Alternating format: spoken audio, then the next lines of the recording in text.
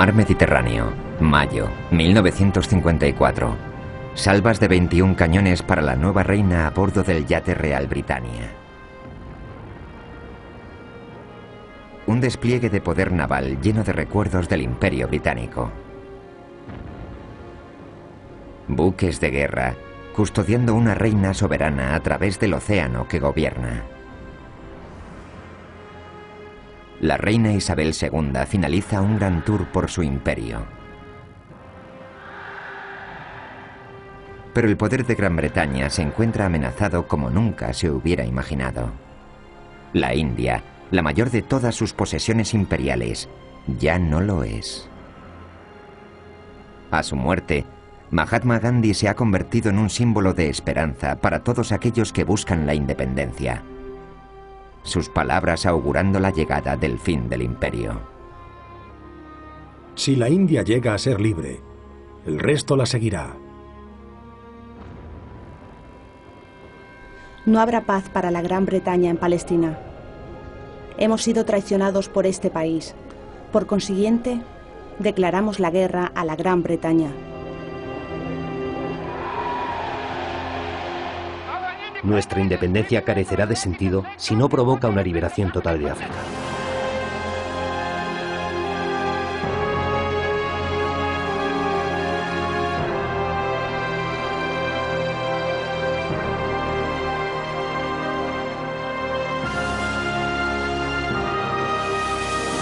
El Imperio Británico a color. Vientos de cambio.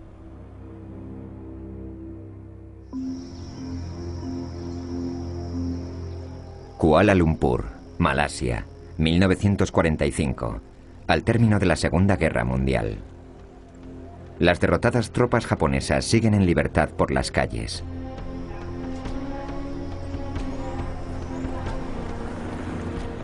...13 de septiembre... el general Yoshuri Ishigura oficialmente declara la rendición de todas las fuerzas japonesas en Malasia al general británico Aubrey Roberts. El Imperio Británico en el lejano oriente ha sido restaurado. Las tropas imperiales desfilan celebrándolo. Entre ellos, hombres del ejército antijaponés del pueblo de Malasia que han luchado como parte del imperio. Pero en solo 3 años, muchos de estos soldados se verán envueltos en una amarga lucha contra las fuerzas británicas, en un intento comunista de tomar el mando sobre Malasia.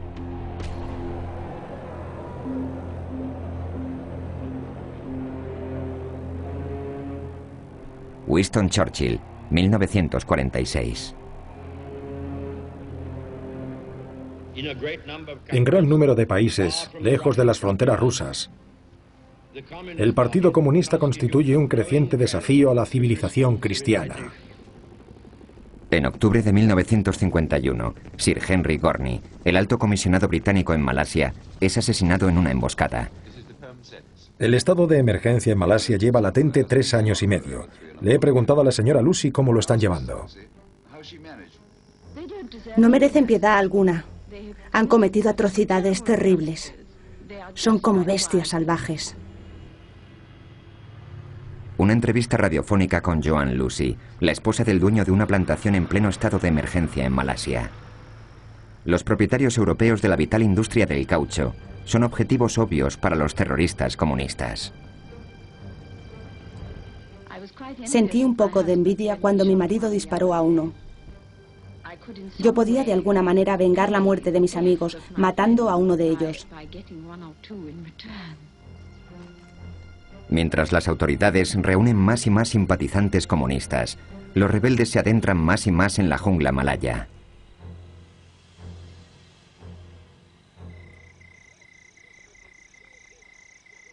Bruce Liming, un teniente de 19 años con la infantería ligera de los Highlands, en su primera misión en la jungla, abril de 1953. Patrullando y durmiendo en la jungla. Lluvias torrenciales, pantanos, sanguijuelas, mosquitos, calor agobiante por todo el cuerpo. No hemos parado de sudar desde que dejamos Adén. Sueño constantemente con la nieve y el frío. O andar libremente con mi kilte nuevo, en lugar de este pegajoso y empapado uniforme de camuflaje.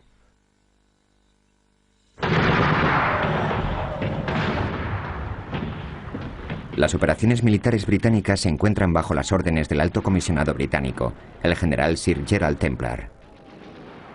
Estamos intentando avanzar de la mejor manera posible con los helicópteros. Ahora podemos posicionar a nuestros hombres, incluyendo el SAS, en plena jungla, sin necesidad de una pista de aterrizaje. Me he propuesto cortarle la cabeza al dragón que vive en plena jungla, no solo darle pinchazos por detrás.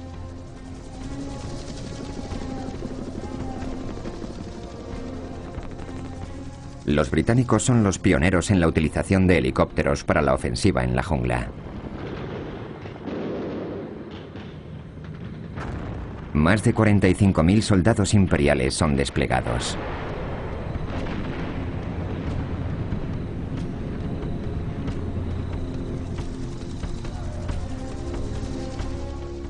La estrategia de Templar es aislar a los rebeldes de su pueblo local. General Templar. Los nativos tienen la llave de la selva. Sin la comida de los nativos, los terroristas no pueden sobrevivir. La respuesta no es mandar más y más soldados a la jungla, sino ganarse el corazón del pueblo malayo.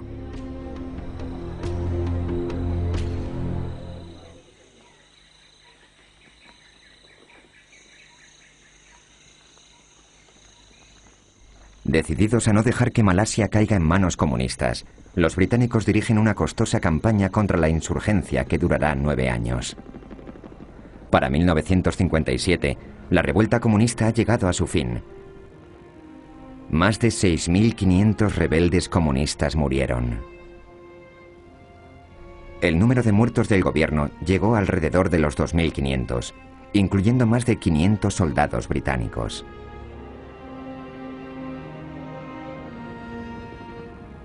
El mismo año, Gran Bretaña le otorga la independencia a Malasia. El líder de la Alianza Democrática Malaya y su primer ministro, Tunku Abdul Rahman. Miremos hacia el este o hacia el oeste. Siempre seremos amigos de Gran Bretaña.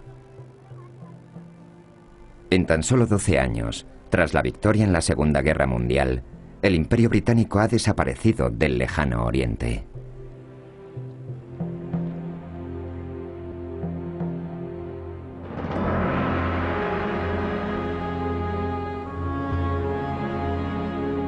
Palestina, 1936.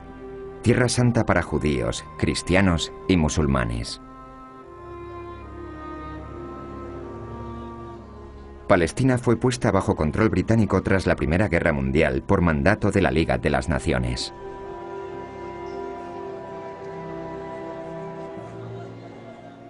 En 1917, el ministro de Asuntos Exteriores Arthur Balfour declaró su simpatía por la idea de que los judíos tuvieran un hogar nacional en Palestina.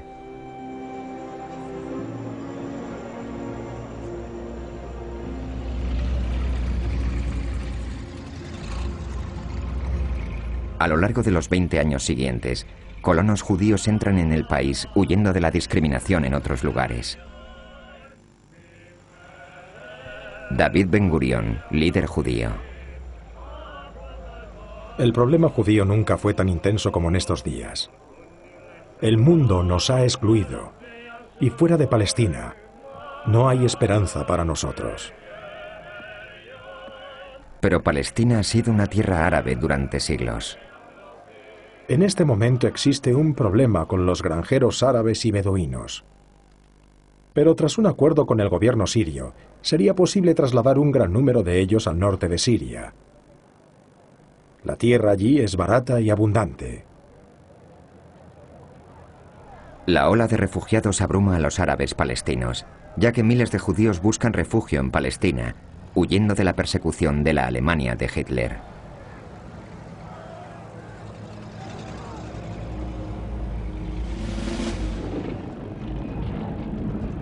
En abril de 1936, los árabes provocan una revuelta contra el creciente número de inmigrantes judíos.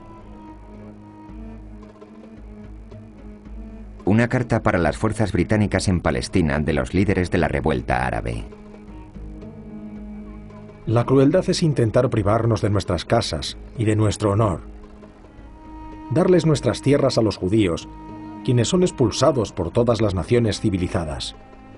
Somos vuestros amigos si se comportan lealmente. Somos hombres de dignidad y valor. Nunca os traicionaremos. Pero seréis nuestros enemigos si intentáis hacernos daño.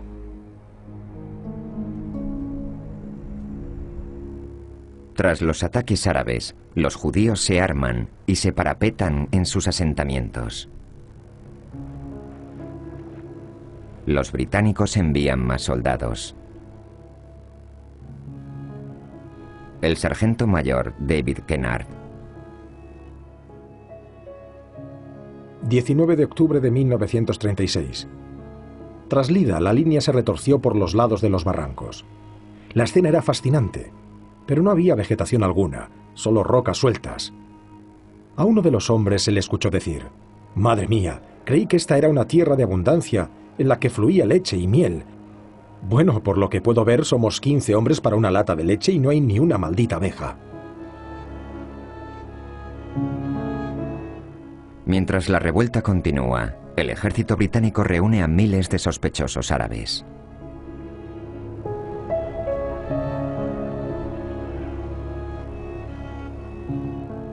El batallón entero acordonó Silwan.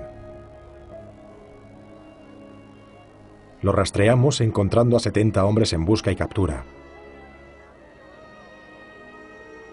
Una mujer árabe se puso histérica rasgando sus ropas y tirándose del pelo.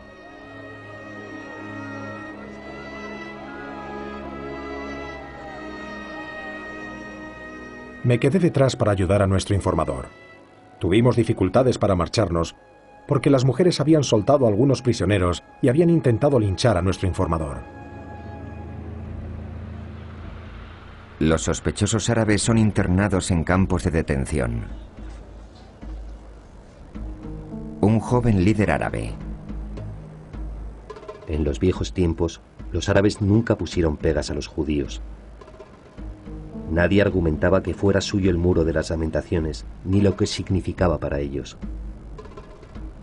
Pero cuando los judíos se convirtieron en sionistas, la cosa cambió. Ahora son arrogantes y agresivos. Nuestra relación con ellos es imposible.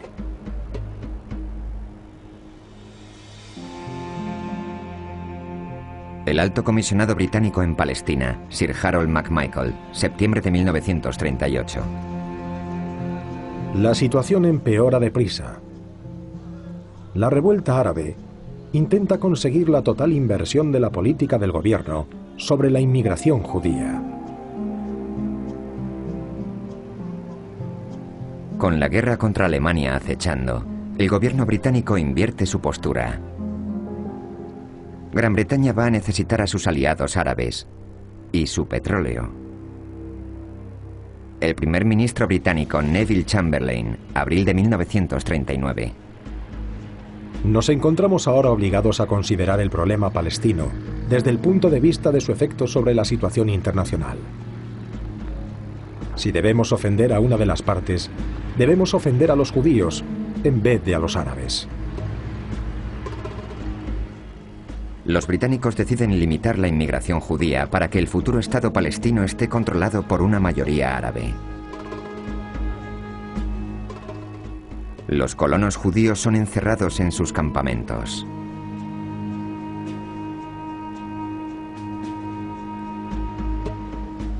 El coronel Richard Maynard Hagen, un oficial británico en servicio en Palestina durante la Primera Guerra Mundial. La actuación del gobierno de Su Majestad en Palestina es muy parecida a la de Hitler en Alemania. Hemos deshonrado nuestras promesas a los judíos. Después de 20 años de increíble esfuerzo en Palestina, los judíos son forzados a abandonar su tierra a causa de la violencia árabe.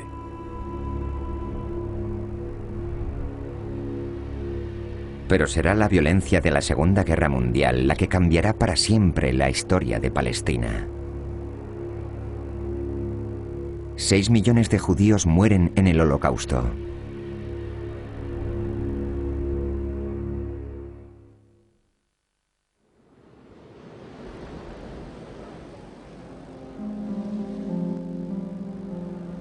Para los supervivientes del Holocausto, Palestina es su salvación.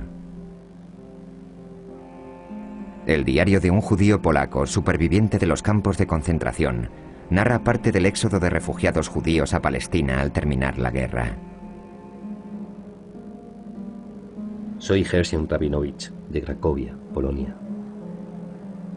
En mi situación palestina parece el paraíso. Es el primer rayo de luz que he visto en mis 17 años.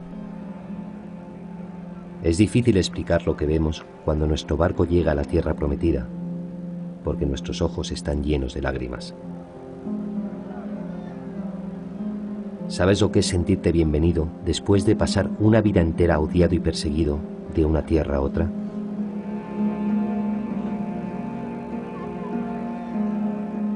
Pero los británicos siguen intentando imponer su política preguerra de limitar la inmigración judía. Muchos barcos llevando refugiados judíos son obligados a dar la vuelta o sus pasajeros son detenidos.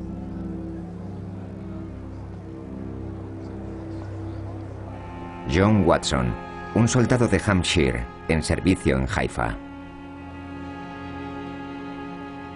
Intenté ponerme en la piel de una de esas pobres personas, quienes han sufrido durante años los campos de concentración, el hambre y la miseria.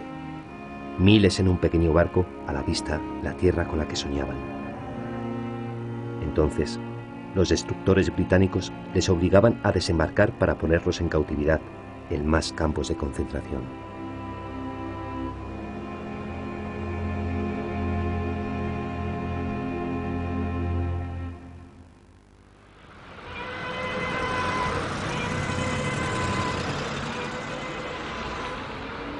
A finales de 1945, las fuerzas británicas en Palestina se encuentran en medio de una revuelta judía aún más violenta que la revuelta árabe de la preguerra.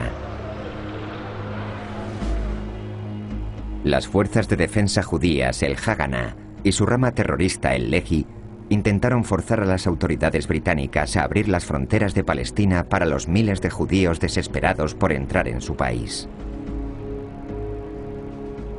Geula Cohen, un miembro del Lehi. No habrá paz para la Gran Bretaña en Palestina. Los luchadores judíos atacarán a su gente. Hemos sido traicionados por la Gran Bretaña, por lo tanto os condenamos.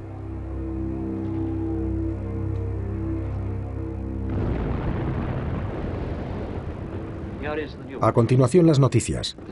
Aquí Richard Williams reportando desde Jerusalén. El sábado por la noche hubo un fuerte tiroteo.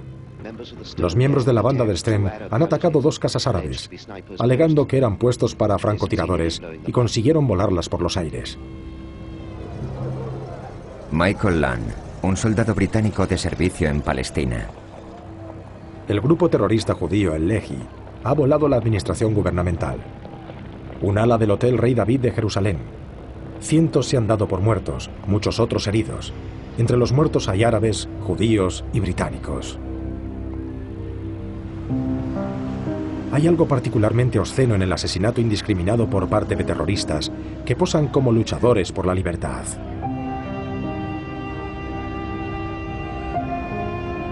A pesar de la incesante actividad terrorista, el horror del Holocausto ha tenido un profundo efecto en la opinión mundial, especialmente en América. No hay demasiados que apoyen que los británicos continúen involucrados.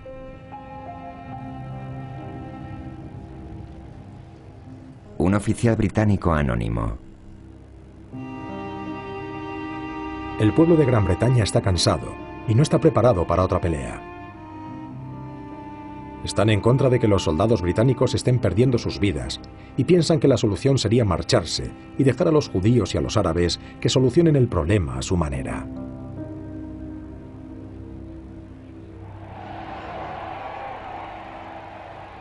En septiembre de 1947, el gobierno británico abandona su mandato en Palestina. Ernest Bevin, secretario de Asuntos Exteriores británico. Hemos decidido que somos incapaces de imponer una solución propia. La única vía abierta para nosotros ahora mismo es dejar que el problema sea juzgado por las Naciones Unidas.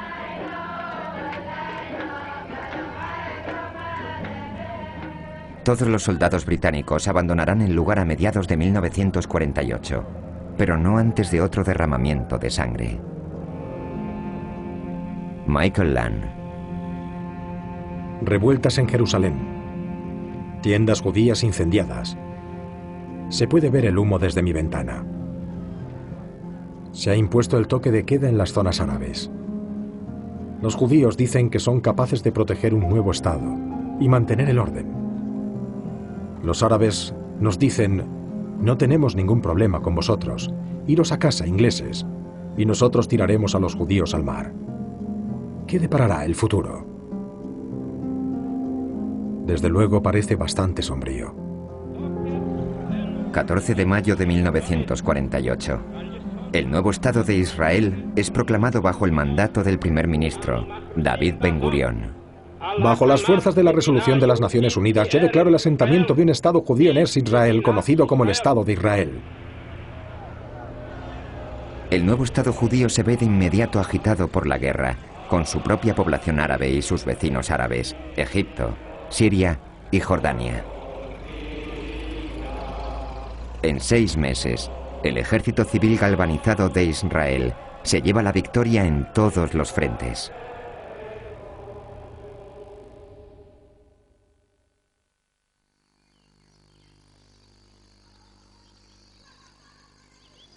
Más de 6.000 israelíes mueren. La cifra de aliados árabes es de más de 15.000.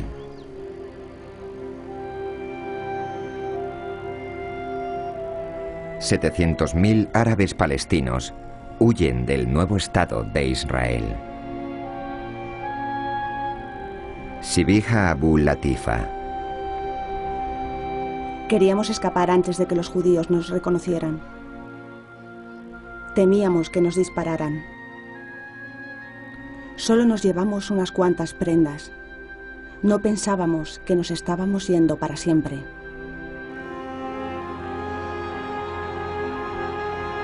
El ejército israelí desfila victorioso. El gobierno británico de 30 años en Tierra Santa ha llegado a su ignominioso final.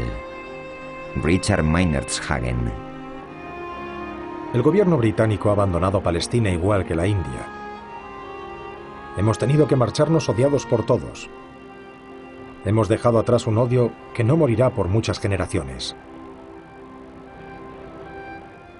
Es una deslumbrante confesión de fracaso, sin precedentes en la historia de nuestro imperio.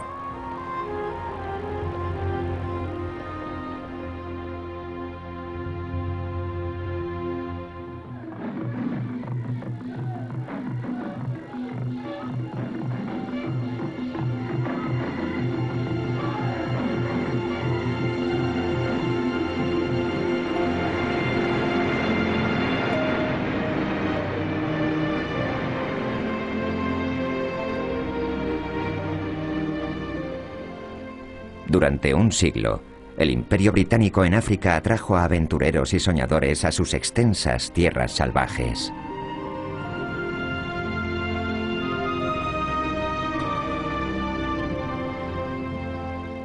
Errol Whittle se asentó en el este de África después de la Segunda Guerra Mundial.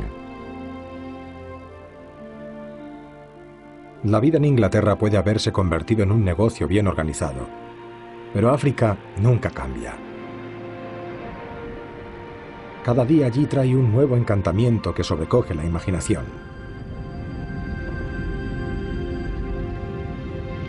Extensas llanuras con lagos y montañas. Y siempre las nubes inquietas en el cielo, tamizando la luz del sol a través de valles y colinas.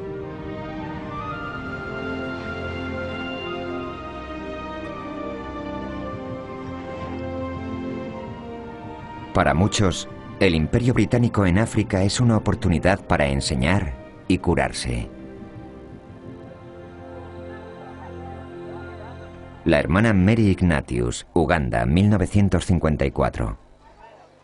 Nuestra vida en África es muy humilde. Apreciamos las cosas sencillas de la vida. No necesitamos mucho más.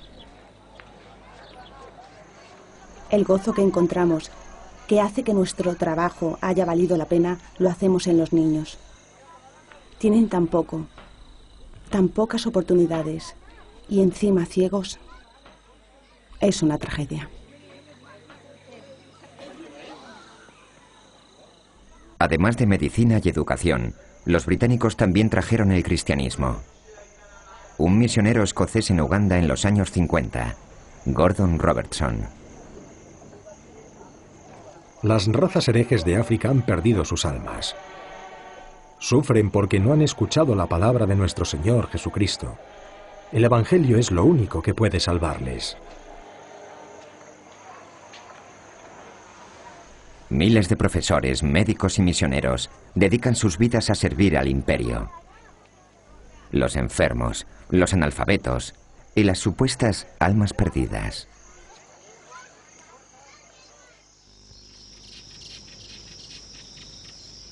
Las empinadas colinas de las montañas Aberdare en Kenia hacen sentirse a los colonos británicos en casa. Empezaron a ser conocidas como las Tierras Altas Blancas, pero también son el hogar de la tribu Kikuyu.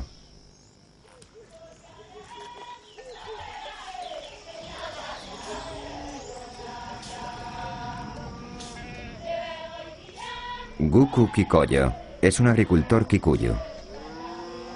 A veces me pregunto el por qué los británicos envían a sus hijos a un lugar tan lejano de sus casas. He llegado a la conclusión de que el hombre blanco es un ladrón por naturaleza.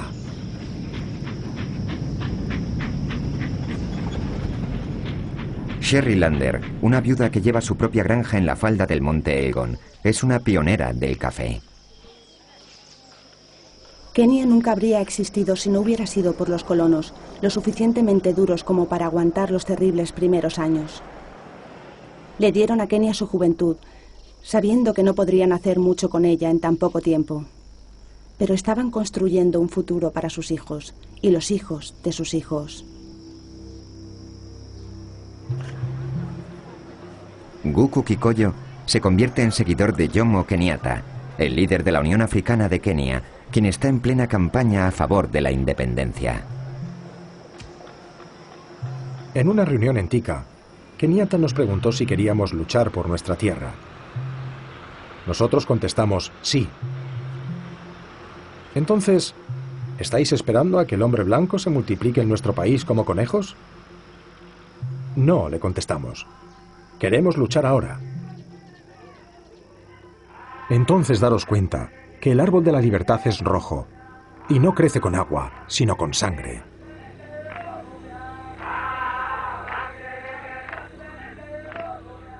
Kenyatta se convierte en cabecilla del nacionalismo keniata, pero tras él surge un movimiento mucho más radical: Mau Mau.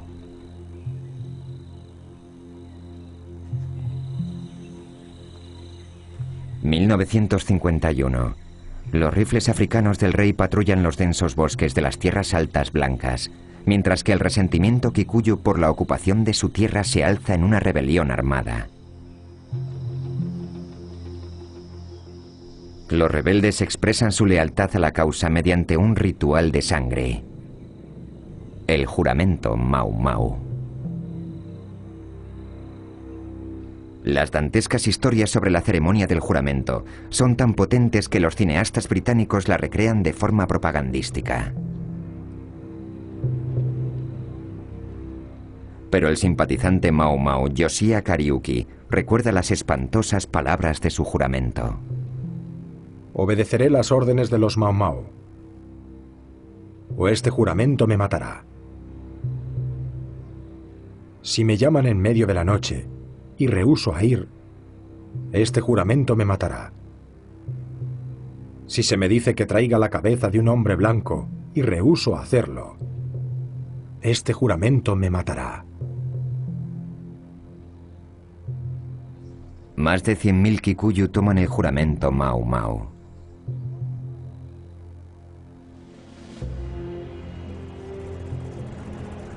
Sir Michael Blundell, líder de los colonos blancos de Kenia. 20 de octubre de 1952.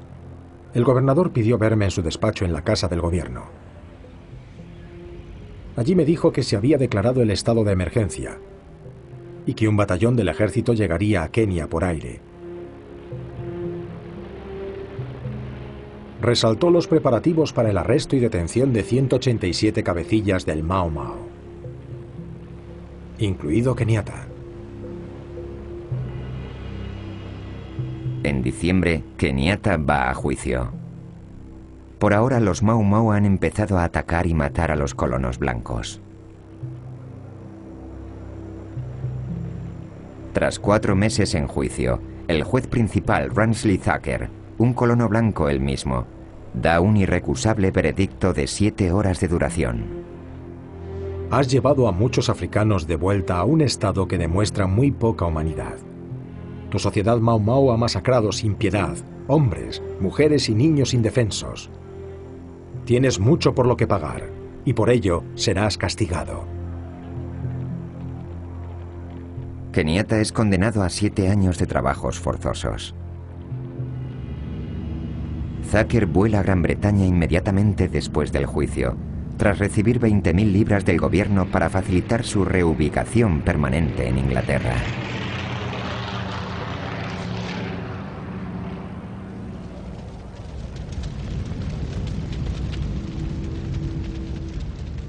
Marzo 1953. La mayor atrocidad de los Mau Mau se da lugar en Lari, un asentamiento protegido de Kikuyus leales a los británicos, al norte de Nairobi. 97 personas fueron quemadas o cortadas a machetazos hasta la muerte.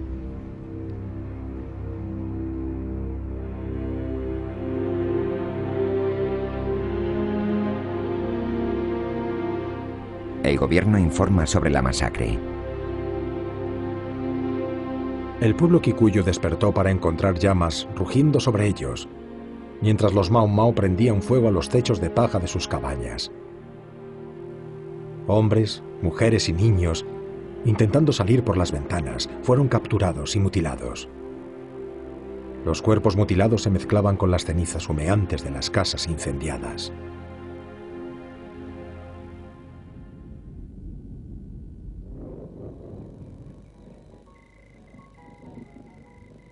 Los granjeros blancos y sus familias siguen siendo atacados bajo el manto de oscuridad sobre sus aisladas granjas.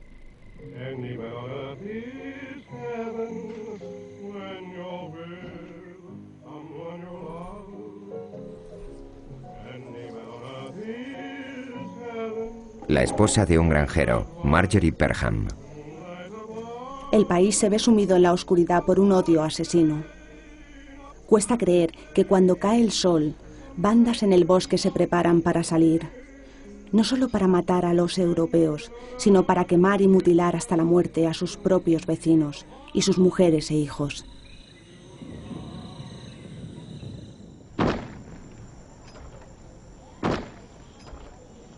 Los europeos forman grupos de vigilancia. Su política confesa: disparar nada más ver. Los Kikuyu han de vivir en aldeas protegidas vigiladas por la leal Guardia Kikuyu, dejando a los Mau Mau aislados en los bosques.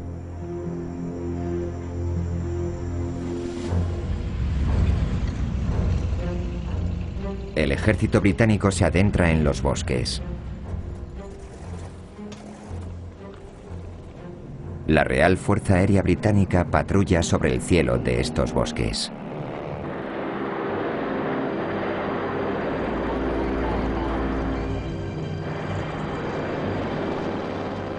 El comandante en jefe de las fuerzas británicas en la colonia de Kenia, el general Sir George Erskine.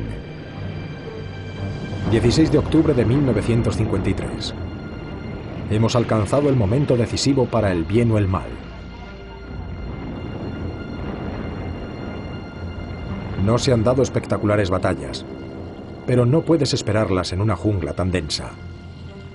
Las operaciones militares se han completado con éxito.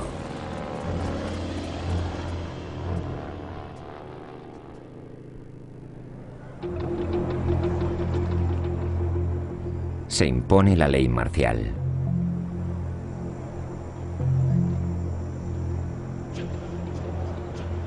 En el cenit de la rebelión, más de 80.000 kikuyus son retenidos en campos de detención.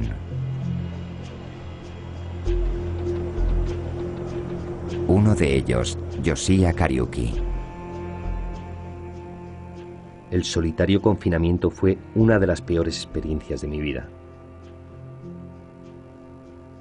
Un misionero vino a visitarme y pareció romper a llorar nada más verme. Después, fuimos batidos a golpes por unos amotinados y 35 detenidos fueron lisiados, algunos de forma permanente. Estuve muy resentido con Marlon, uno de los oficiales del campo, apodado Mapiga, el golpeador. Haciendo uso de mis preciados recursos, soborné a uno de los guardias para que me trajera material de escritura. Le envié cartas a Barbara Castle, miembro del Parlamento. Barbara Castle, miembro de la oposición laborista para Blackburn, parte de un grupo vocal en Gran Bretaña que estaba cada vez más preocupado por la conducta en las colonias. Recibo cartas de los detenidos todos los días sobre los mismos temas. Tengo una pila de cartas aquí tan alta que no sé dónde meterlas. En el corazón del Imperio Británico hay un estado policial que corrompe la ley, donde el asesinato y la tortura de africanos a manos de europeos no está penado, y en donde las autoridades cooperan en secreto para que estas violaciones continúen.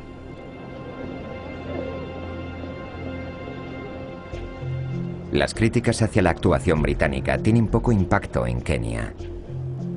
Los informadores entre la comunidad Kikuyu son utilizados para identificar a simpatizantes de los Mau Mau.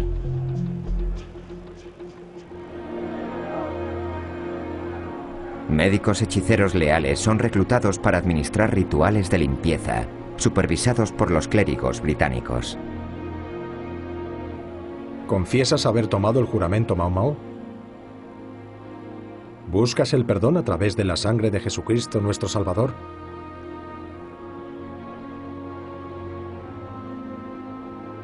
¿Afirmas que mediante la ayuda y la gracia de Dios procesarás la fe en Cristo y lucharás contra el mundo, la carne y el diablo?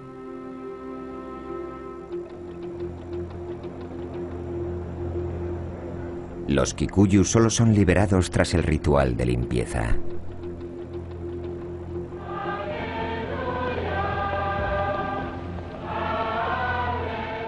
En mayo de 1955, Geoffrey Fisher, arzobispo de Canterbury, visita Kenia para conmemorar a los muertos entre la leal guardia Kikuyu. Empezamos a las 8:15 para ir a Fort Hall. Mucho alambre de espino y guardas tribales. Hemos puesto la primera piedra de la iglesia en recuerdo a los mártires. 5.000 Kikuyu estaban allí.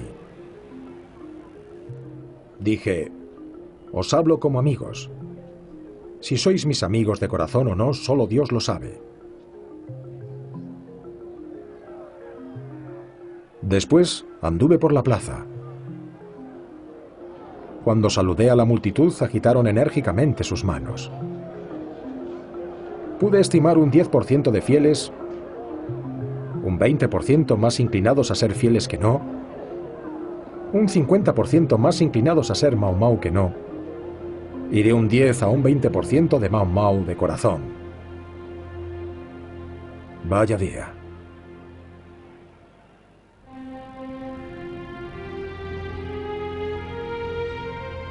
Más de 2.000 personas leales al gobierno británico murieron durante la rebelión Mau Mau, incluidos 95 europeos. El balance de muertos Mau Mau fue de más de 11.000. Durante los juicios masivos, 1.000 detenidos fueron ejecutados.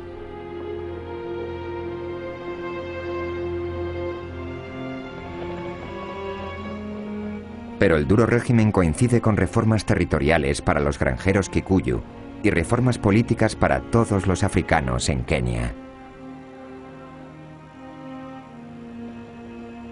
Al llegar 1956, la rebelión Mau Mau había terminado, pero el grito por la independencia se escucha por toda África.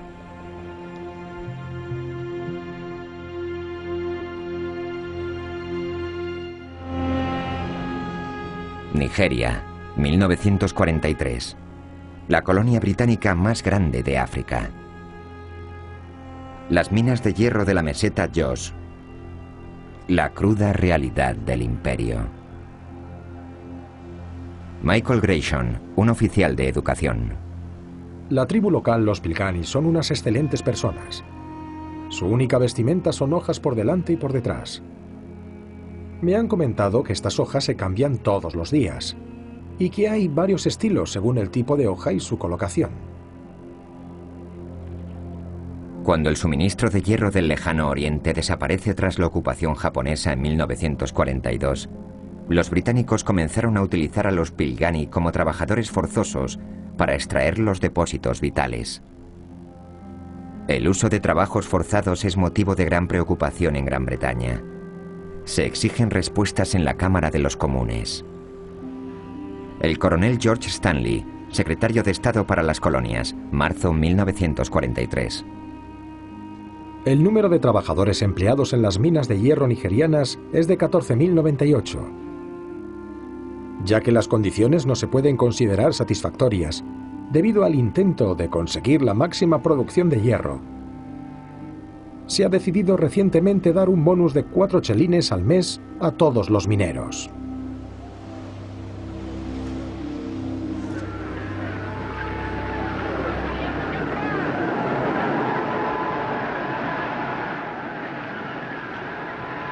La política británica para el imperio en África tras la Segunda Guerra Mundial planeó un movimiento gradual hacia la independencia, pero solo después de 20 o 30 años.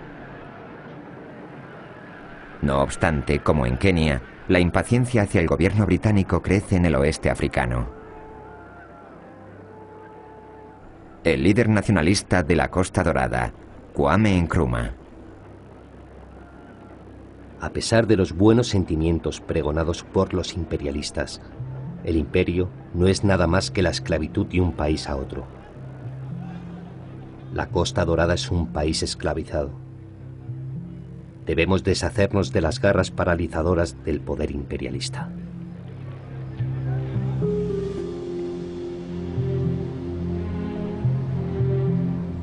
La habilidad de Gran Bretaña para resistir las demandas nacionalistas se disipa rápidamente. Los altos costes de contener los estados de emergencia en Malasia y Kenia han minado los fondos británicos. Entonces, en noviembre de 1956, Gran Bretaña comienza con una nueva y estéril aventura militar, Suez.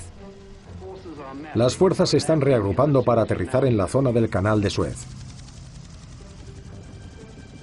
La doctora Edith Summerskill, miembro del Parlamento, laborista. Entramos en Egipto como un gran poder en 1882 y les dijimos que solo nos quedaríamos temporalmente. Aquí vemos ahora, mientras hablamos, bombarderos sobrevolar los pequeños pueblos de Egipto, intimidando a sus habitantes.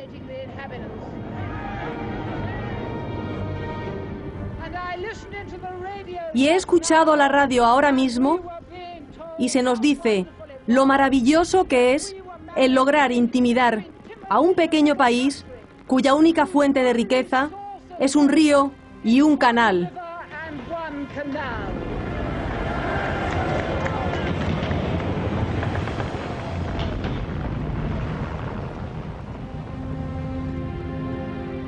El intento de quedarse con el Canal de Suez, en contra de las declaraciones egipcias, termina en días con una embarazosa retirada.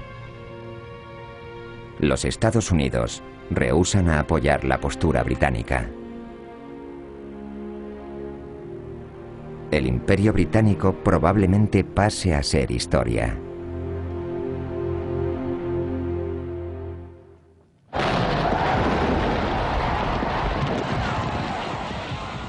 Casi simultáneamente se anuncia que la independencia de la Costa Dorada tendrá lugar en un año. Kwame Nkrumah, el primer ministro de la recién nombrada Ghana. Desde ahora hay un nuevo africano en el mundo. Ese nuevo africano está preparado para luchar y mostrar que al final el hombre negro es capaz de manejar sus propios asuntos.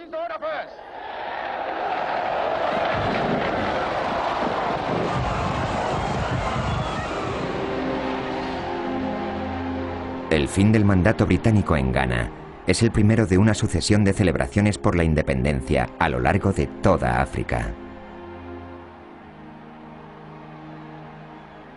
El primer ministro británico Sir Harold Macmillan, en un tour por África en 1960.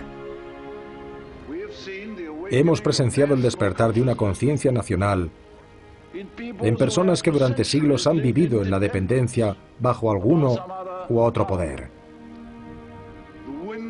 Los aires de cambio están soplando a través de este continente, y nos guste o no, este auge de conciencia nacional es un hecho político.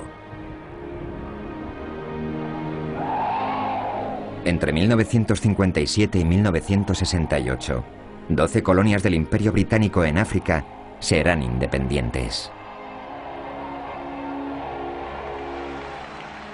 En 1963 es el turno de Kenia.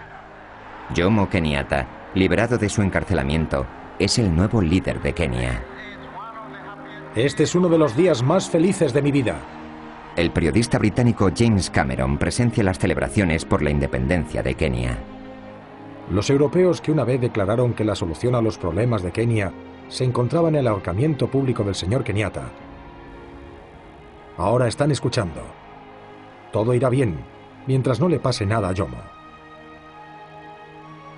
Kenia está a punto de averiguar, como todos sus predecesores averiguaron, que el milagro de la libertad trae tantos problemas como soluciones.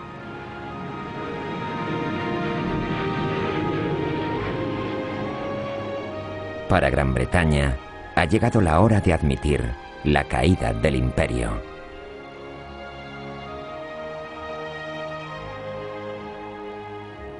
Exsecretario de Estado de los Estados Unidos, Dean Acheson. Gran Bretaña ha perdido un imperio y aún no ha encontrado su rol. Un rol como cabeza de una mancomunidad que no tiene fuerza, que está derrotada. Gran Bretaña, intentando trabajar sola entre Estados Unidos y Rusia, dirige una política tan débil como su poder militar. El gobierno de Su Majestad ahora está intentando entrar en Europa. Sabia elección, bajo mi punto de vista.